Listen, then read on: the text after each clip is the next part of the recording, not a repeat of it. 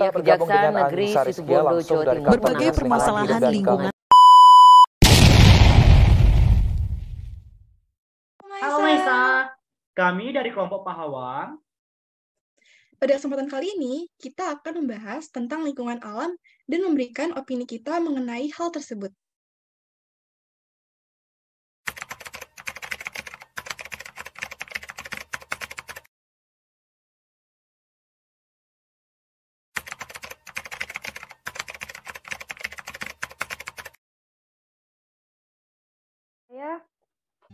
Apa yang tadi disampaikan itu benar sekali ya, karena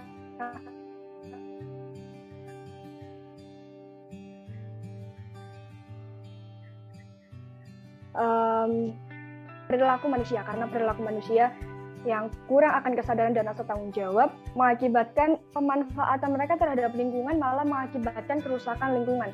Maka dari itu menurut saya solusi dari ini adalah meningkatkan kesadaran dan rasa tanggung jawab dari manusianya sendiri. Mungkin bisa dilakukan dengan sosialisasi atau kita bisa mulai dari keluarga atau diri kita sendiri melakukan hal tersebut dengan baik. Misalnya melakukan pemanfaatan lingkungan tetapi tidak dengan merusak lingkungan tersebut. Lebih ke rasa peduli gitu ya teman-teman. Itu dari saya. Terima kasih. Kalau menurut aku solusinya itu tuh udah tepat dan bener. Yang di sini yang dipermasalahkan itu pemerintah sama masyarakatnya. Gimana mereka itu bisa menggerakkan biar lingkungannya itu lebih terjaga. Contoh seperti rehabilitasi lahan sama reboisasi. Itu kan yang melakukan, yang menggerakkan itu kan manusia, masyarakat sama pemerintah. Jadi kalau misalkan dibilang solusinya belum jitu atau belum benar, saya kurang setuju sebenarnya. Terima kasih, Randy. Oke, kalau menurut saya ya, kalau saya setuju. Memang masalah utama di sini memang bagian manusia. Soalnya kebanyakan manusia memang merusak alam, nggak pernah pikir panjang dan nggak pernah berpikir soal masa jangka panjangnya. Dan juga memang bisa dibilang belum pernah ditemukan solusi yang jitu. Soalnya kalau misal kita melakukan reboisasi atau konservasi itu juga butuh waktu yang sangat lama, dan untuk manusianya juga selalu melakukan kerusakan juga.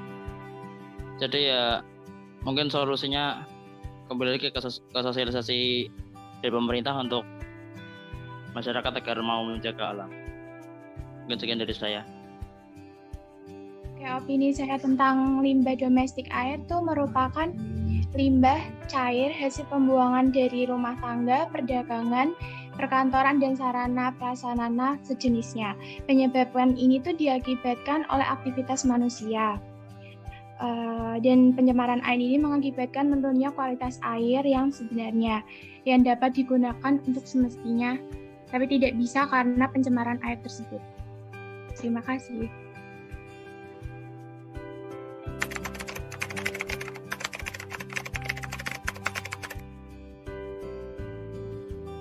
Limbah industri yang dihasilkan oleh kegiatan industri menurut saya dapat menyebabkan berbagai dampak negatif bagi lingkungan maupun makhluk hidup lainnya. Contoh limbah dari industri adalah limbah cair dari pabrik, pewarna pakaian cair, sisa pengawet, kandungan besi pada air, ataupun kebocoran minyak di laut. Nah, dampak yang ditimbulkan dari limbah industri tersebut dapat mengakibatkan ikan dan biota air akan mati. Selain itu, limbah cair yang masuk ke dalam sungai tanpa adanya pengolahan terlebih dahulu dapat mencemari air. Selain itu, limbah yang dibuang tanpa pengolahan terlebih dahulu cenderung menimbulkan bau yang tak sedap bagi lingkungan sekitar. Oleh karena itu, dalam mengatasi permasalahan tersebut, kita harus lebih memperhatikan dan menjaga lingkungan untuk mencegah terjadinya rantaian kerusakan ekosistem. Nah, sekian dari opini saya. Itu menurut opini kakak ya. Jadi untuk selanjutnya saya persilahkan untuk Kak Dila untuk menyampaikan opininya. Sebagian kerusakan lingkungan seperti kerusakan hutan, banjir, abrasi, pencemaran udara, pencemaran air dan tanah, sampah, dan masih banyak lagi itu disebabkan oleh faktor manusia maupun faktor alam. Faktor manusia karena kita itu nggak terlalu peduli terhadap alam, dan untuk mencegahnya kita harus lebih peduli dengan alam sekitar supaya alam sekitar lebih lestari. Dan untuk faktor alam kita tidak bisa mencegahnya, tetapi kita bisa melakukan tindakan untuk meminimalisir kerusakan yang disebabkan oleh alam. Terima kasih. Silakan Aulia. Indonesia menjadi perhatian dunia, mulai dari penebangan liar, penggundulan hutan, hingga terindikasi pembakaran hutan menjadi penyebab dari kerusakan hutan yang ada. Kerusakan hutan yang terjadi akan membawa akibat terjadinya banjir maupun erosi yang dapat mengangkut partikel-partikel tanah menuju ke laut, yang nantinya akan menjadi proses sedimentasi atau pengendapan di sana. Hal tersebut tentu saja bisa merusak ekosistem yang ada di laut, seperti ikan serta terumbu karang. Masalah tersebut terjadi terus-menerus, maka menurut saya akan terjadi keseimbangan antara komponen biotik dan abiotik. Kenapa? Karena menurut saya, dua komponen tersebut tidak bisa dipisahkan karena saling berterkaitan. Jadi, kita harus melestarikan dan juga menjaga pelestarian lingkungan tersebut. Sekian, terima kasih. Selanjutnya, saya persilakan untuk Kak Nashwa. Saat ini juga mulai banyak dibahas mengenai pencemaran tanah dan udara. Karena hal itu berkaitan. Jika pencemaran udara itu berakibat dari kemajuan industri dan transportasi, sedangkan tanah juga bisa tercemar oleh bahan-bahan yang dapat merusak kualitas tanah. Menurut saya, sebagai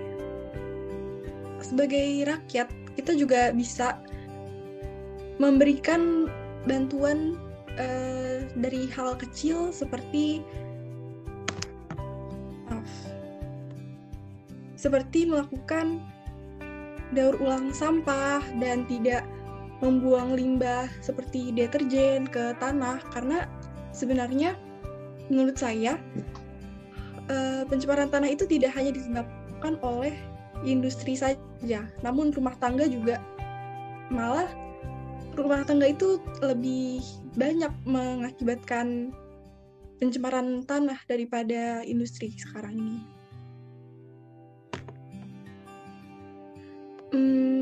Baik, selanjutnya aku persilakan buat Rizky menyampaikan opininya. Terima kasih Pak Nashwa. Berdasarkan teks di atas tadi sudah kita ketahui bahwa banyak sekali contoh dampak dari pencemaran tanah dan pencemaran air yang terjadi di lingkungan sekitar kita. Menurut saya, sudah seharusnya sesama masyarakat kita itu lebih menumbuhkan lagi sikap antara peduli lingkungan, karena bahwasannya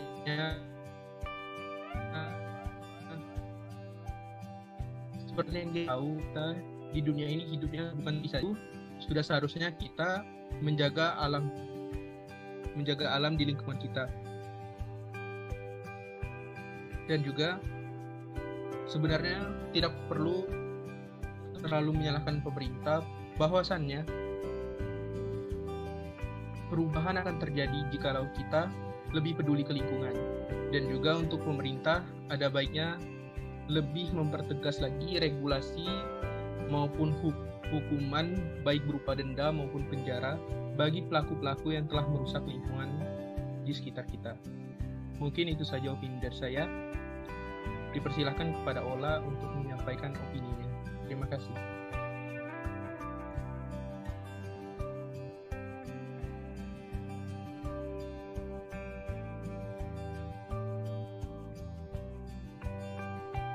Ola, mungkin bisa dihidupkan dulu mic-nya. Sorry. Oke, thank you. Kerusakan lingkungan sendiri itu ada di latar belakangi oleh beberapa motif, misalnya seperti orang-orang yang tidak bertanggung jawab dengan apa yang sebenarnya diperlukan oleh lingkungan-lingkungan sekitar. Nah, untuk latar belakang motif ini itu menimbulkan beberapa dampak yang sebenarnya itu membuat masyarakat sekitar itu menjadi rugi gitu, karena dengan keadaan lingkungan yang seperti ini, mereka harus mengolah kembali untuk bagaimana kerusakan lingkungan ini menjadi lebih baik lagi untuk kedepannya. Dan tak hanya peran dari masyarakat itu sendiri, tapi diperlukan juga peran-peran dari pemerintah untuk membangun lingkungan agar kedepannya lebih asri dan bisa membuat lingkungan hidup ini menjadi layak untuk ditempati oleh orang-orang di sekitarnya. Sekian, terima kasih. Mungkin bisa dilanjut oleh Sabrina.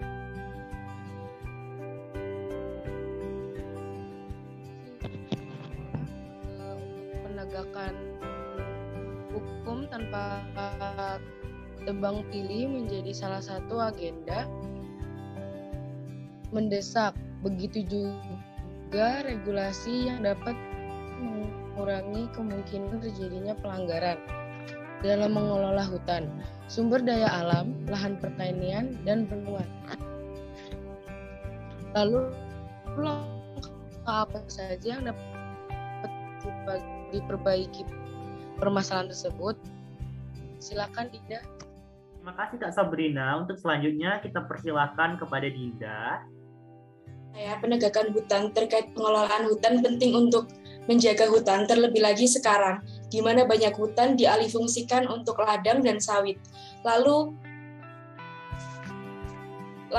perlu dilakukan usaha pelestarian tanah dan hutan melalui tata guna lahan, peraturan mengenai penebangan dan penanaman hutan, serta reboisasi dan pengelolaan sampah agar dapat terurai dengan baik. Terima kasih. Selanjutnya saya persilahkan untuk Griata mengemukakan opininya. Baik, terima kasih. Menurut saya, opini dari saya, terima kasih penekanan lingkungan yang sudah baik diperbincangkan tadi. Kita semua harus ada tindakan dari kita sendiri juga. Dengan adanya masalah ini, semua kedua belah pihak, baik masyarakat maupun pemerintah, harus bisa sadar yang pentingnya permasalahan lingkungan ini. Jadi benar-benar semua lapisan masyarakat harus sadar supaya ada solusi yang bisa kita lakukan dengan baik pemerintah maupun masyarakat bisa sadar agar apapun yang kita kerjakan itu nantinya sedikit demi sedikit bisa teratasi mekanisme ini. Nah, bagaimana caranya supaya pemerintah dan masyarakat ini bisa sadar akan pentingnya masalah lingkungan adalah dengan kita sebagai mahasiswa itu bisa dinampak bagi masyarakat di sekeliling kita untuk menyadarkan kepada masyarakat di sekeliling kita, orang-orang di sekeliling kita, dari keluarga, teman maupun masyarakat biasa, menyadarkan mereka semua bahwa ini loh penting banget, masalah lingkungan itu penting banget, harus kita cicil dari sekarang istilahnya. Solusi apa yang bisa kita lakukan, tindakan-tindakan kecil apa yang bisa kita lakukan untuk kita memperbaiki lingkungan kita ini. Karena dengan tindakan-tindakan kecil itu ya ketika sudah lama tindakan-tindakan kecil itu sudah lama terjadi, maka sedikit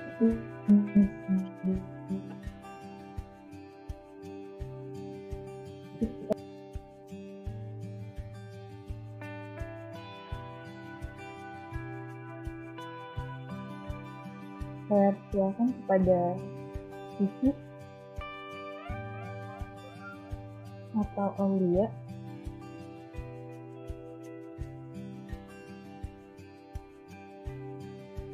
Kegiatan pembangunan yang dilakukan perlu memperhatikan lingkungan setempat. Misalnya dalam pembangunan jalan tol, kondisi lahan yang dilewati pembangunan jalan tol adalah lahan pertanian produktif. Perubahan fungsi lahan yang sebelumnya berupa sawah menjadi jalan akan memengaruhi fungsi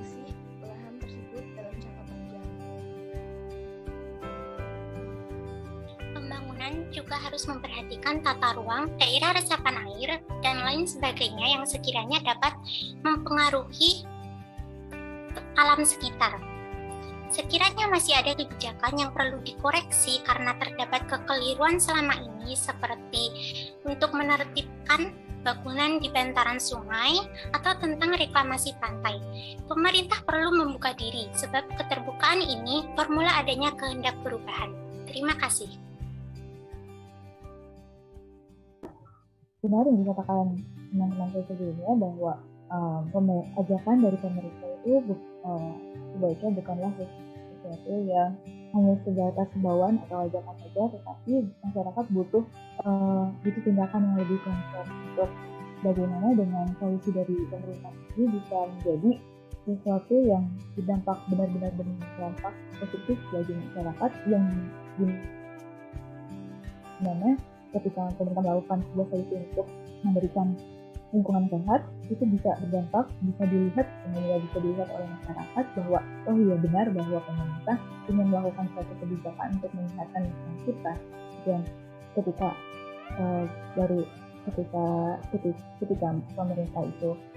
pemerintah hanya bisa memberikan imbauan atau ajakan biasa, jangan heran jika masyarakat biasa itu masyarakat lain hanya bisa melihat kerusakan lingkungan yang terjadi dan membiarkannya begitu saja tanpa ada rasa iba kepada lingkungan sekitar kita untuk bisa melakukan perubahan yang sedikit. Jadi memang harus butuh gerakan yang konkret dari pemerintah itu sendiri supaya masyarakat bisa melihatnya dan melakukan perbaikan lingkungan. Terima kasih.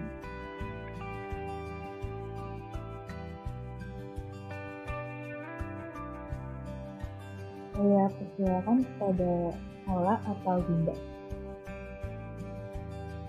Terima kasih, masyarakat Indonesia. Mari kita lebih peka dan sadar akan keadaan lingkungan sekitar, serta bahu-membahu untuk membenahi agar tercipta lingkungan yang lebih baik.